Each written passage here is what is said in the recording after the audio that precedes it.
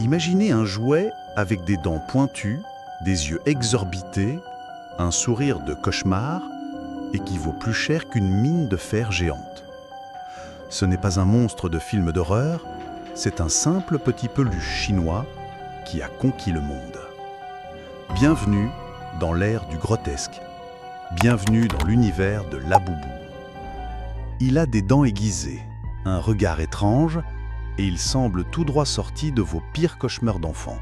Et aussi incroyable que cela puisse paraître, ce n'est pas le méchant d'un film d'horreur, c'est un jouet. Une simple figurine en vinyle fabriquée en Chine. Mais attention, ce petit monstre a pulvérisé les réseaux sociaux, dominé le marché des objets de collection et, tenez-vous bien, il vaut aujourd'hui plus que certaines des plus grandes entreprises du monde, comme par exemple une multinationale française du luxe ou un géant de l'aéronautique. Oui, vous avez bien entendu, ce petit démon en plastique, plus précieux que des tonnes de minerais de fer ou des milliards de chiffres d'affaires? Comment est-ce possible? Qui se cache derrière cette folie? Et pourquoi des millions de personnes dépensent-elles des fortunes pour cet objet qui semble carrément diabolique? Oubliez les usines de jouets traditionnelles et les ingénieurs qui créent des peluches toutes mignonnes. Laboubou n'est pas né pour être adorable, il est né d'un dessein, d'un esprit artistique perturbé et génial. Dès le début, l'idée n'était pas de faire du joli, mais du bizarre. Son créateur, Kazing Lung, un artiste visuel de Hong Kong, élevé aux Pays-Bas, s'est inspiré des contes folkloriques européens. En 2015, il lance sa série illustrée The Monsters. Le nom Laboubou n'a pas de traduction littérale, et Lung lui-même affirme que le personnage est une extension de son âme, espiègle, mais avec un bon cœur. Kazing était fasciné par ces créatures sorties de contes de fées déformés, et au milieu d'elles est apparue cette drôle de bête, grands yeux, sourire étrange, des dents pointues et oreilles de lapin, Laboubou. Visuellement déconcertant, mais bizarrement charismatique. Imaginez un gremlin en version enfant ou un démon transformé en mascotte. Le personnage prend vie dans le monde artistique underground asiatique où les designer toys, ces jouets de collection créés par des artistes indépendants, gagnaient en popularité. Et pour une raison que même son créateur n'attendait pas, ce petit monstre a conquis un public bien spécifique, les jeunes adultes chinois, à la recherche de quelque chose de différent, quelque chose qui rompe avec la perfection mignonne de Hello Kitty ou le style impeccable de Barbie. Laboubou commence à apparaître dans les foires d'art alternatifs, les expos indépendantes, l'esthétique grotesque gagnait du terrain. L'étrange n'était pas seulement accepté, il était valorisé. C'est là que le déclic s'est produit. En 2019, le jeu a changé. Le géant chinois Pop Mart, spécialisé dans les designer toys et les produits de collection, entre en scène. Pop Mart voit en Laboubou une véritable mine d'or visuelle et émotionnelle.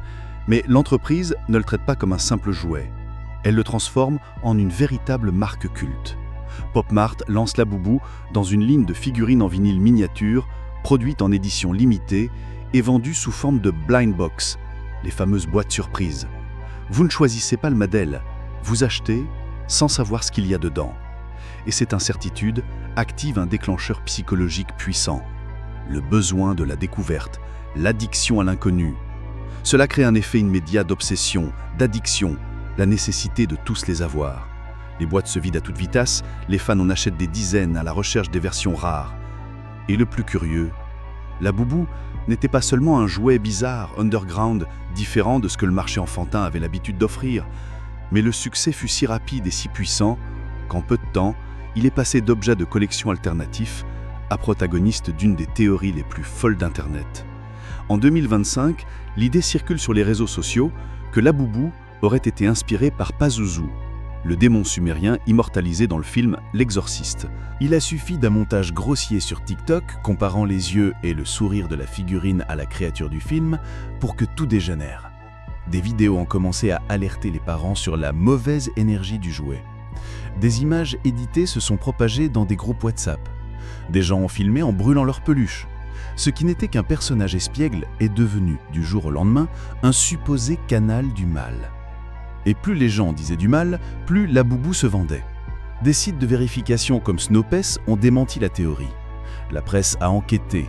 Des experts ont expliqué que le look de la figurine n'avait aucune relation avec des entités démoniaques. Et le créateur lui-même, Kazin Lung, l'a confirmé. Laboubou est né d'un mélange de contes de fées européens et de créatures imaginaires espiègles. Rien d'occulte, mais le mal, ou plutôt les faits, étaient déjà faits. La rumeur a alimenté le désir. Le jouet déjà étrange est devenu encore plus convoité. Maintenant, il avait une aura de mystère, de controverse, de quelque chose d'interdit. Et pour une génération qui valorise l'insolite, ce fut un véritable carburant. Pop Mart a su en profiter. Les lancements suivants se sont vendus en quelques minutes. Les boîtes surprises sont devenues une obsession. Des influenceurs et des célébrités comme Lisa de Blackpink et Kim Kardashian sont apparus avec la figurine accrochée à leur sac de luxe.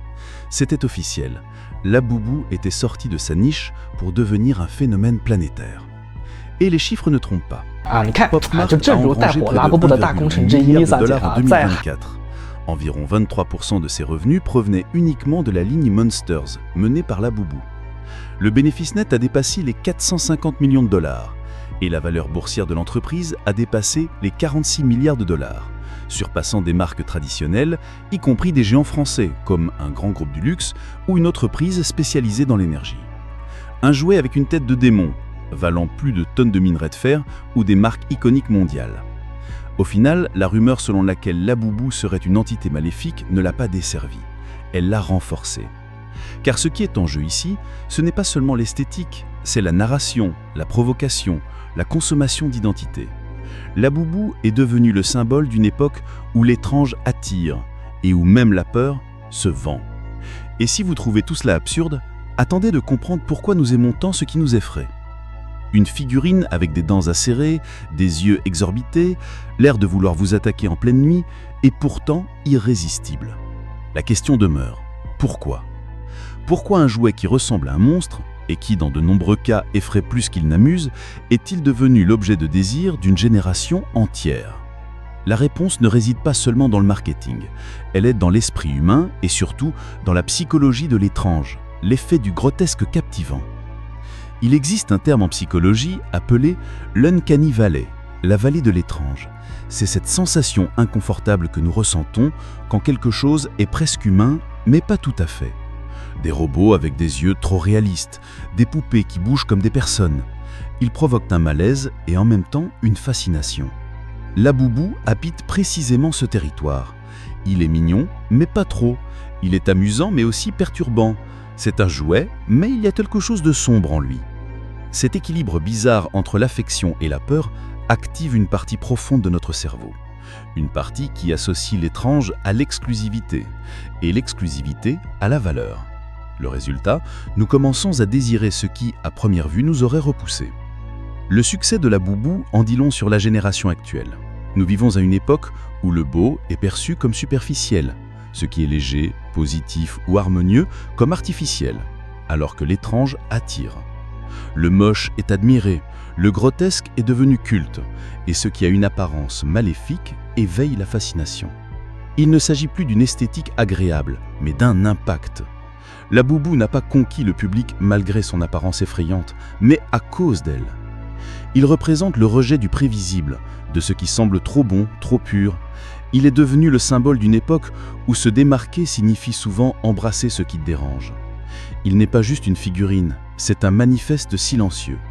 Une façon de dire « j'aime ce qui est bizarre ». Et cela a aujourd'hui une valeur marchande.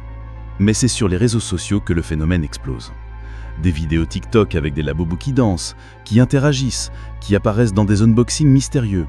Des mèmes, des doublages, des montages. L'esthétique de l'absurde trouve sa scène idéale. Et Laboubou se transforme en une icône digitale. Le feed parfait et homogène qui fut un jour le standard d'Instagram, cède la place au bizarre, à l'excentrique, au même de mauvais goût parce que c'est ce qui génère un engagement réel. Et voici le point clé. Laboubou ne devient pas viral malgré sa laideur. Il devient viral parce qu'il est laid, parce qu'il dérange, parce qu'il provoque, parce qu'il semble maléfique. Une esthétique qui défie. Laboubou représente aussi un mouvement culturel plus large. Le plaisir de défier le goût traditionnel. Ce qui était autrefois laid est maintenant alternatif. La même logique qui a transformé certaines musiques provocatrices en hits transforme maintenant un petit monstre en plastique en symbole de luxe. Et le plus curieux, même ceux qui le détestent en parlent. Laboubou génère débat, opinion, polarisation. Et tout cela génère de la valeur. Parce qu'au final, il ne s'agit pas de beauté ou de laideur. Il s'agit d'attirer l'attention, de faire partie de l'imaginaire collectif. Il ne s'agit ni de mignon, ni de nostalgie. Il s'agit de provoquer une réaction. Qui achète Laboubou veut montrer qu'il ne suit pas les normes et qu'il ne sait pas de plaire à personne. Il dit figurine à la main, c'est moche, c'est étrange, ça a l'air maléfique et c'est exactement pour ça que je le veux. Laboubou n'est pas juste une figurine, c'est un symptôme. Un symptôme d'une ère qui a perdu la notion de ce qui est beau, de ce qui est précieux et de ce qui se démarque. Une époque où plus c'est laid, plus c'est intéressant, plus c'est étrange, plus c'est désiré, et plus c'est grotesque, plus c'est exclusif. Ce qui aurait été autrefois rejeté parce que laid, inconfortable ou même moralement douteux, est maintenant célébré. L'esthétique de l'absurde a gagné, et Laboubou en est la preuve la plus concrète. Il représente l'inversion des valeurs qui a envahi notre consommation, notre culture, et dans de nombreux cas, notre propre identité. Aujourd'hui, une figurine à l'apparence démoniaque, qui dans d'autres temps aurait effrayé les enfants, est devenue un symbole de sophistication. Des gens dépensent des milliers d'euros pour un morceau de vinyle avec un sourire effrayant et en sont prod. Mais qu'est-ce que cela dit de nous? Cela dit que nous vivons dans une culture où être normal, c'est être invisible, où la valeur de quelque chose réside dans sa capacité à choquer et non à charmer, où le grotesque est devenu tendance et la provocation un actif commercial. Et le plus préoccupant, nous sommes en train d'enseigner aux prochaines générations que l'esthétique du malaise est le nouvel idéal, que ce qui devrait nous repousser mérite d'être idolâtré, que ce petit monstre à l'apparence maléfique est juste mignon si c'est assez cher.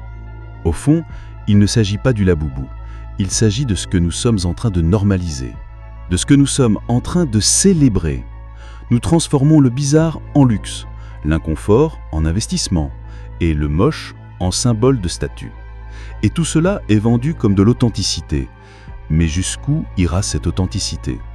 Jusqu'où vaut-il le prix de payer pour quelque chose qui, au fond, n'a de valeur que parce qu'il est trop étrange pour être ignoré? Nous vivons à l'ère de l'exagération qui est la nouvelle beauté. L'extrême est la nouvelle élégance. Et Laboubou est le nouveau miroir de notre âme collective.